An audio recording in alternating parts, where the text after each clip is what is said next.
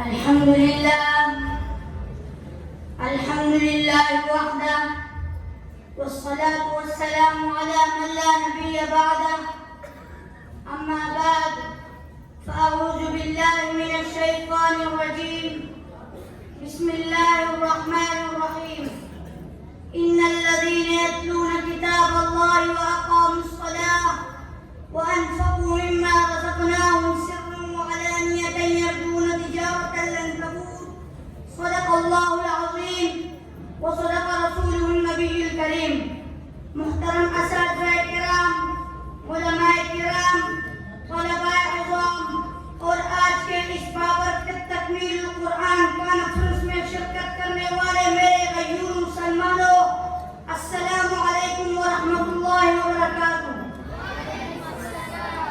میری آج کی تقریر کا موضوع ہے عشاق قرآن۔ میں آپ کو ان لوگوں کی ایک جھلک دکھانا چاہتا ہوں جن کی زبانیں قرآن کی تلاوت سے تر رہتی تھی، جن کے دلوں کی غذا تلاوت تھی، جنہیں تلاوت کے بغیر سکون نہیں ملتا تھا۔ وہ صحیح مانو میں قرآن کے عاشق تھے۔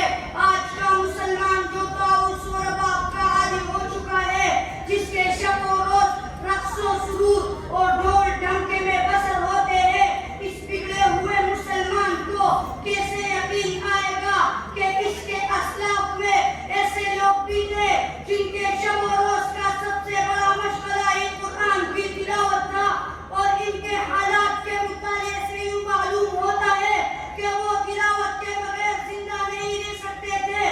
پھر ان کی تلاوت ہماری طرح رسمی اور زبانی تلاوت نہیں ہوتی تھی، بلکہ جب وہ قرآنی آیات پڑھتے یا سنتے تو ان کے آنکھوں سے آنسو روا ہو جاتے تھے اور ان کے رونگٹے کھڑے ہو جاتے تھے۔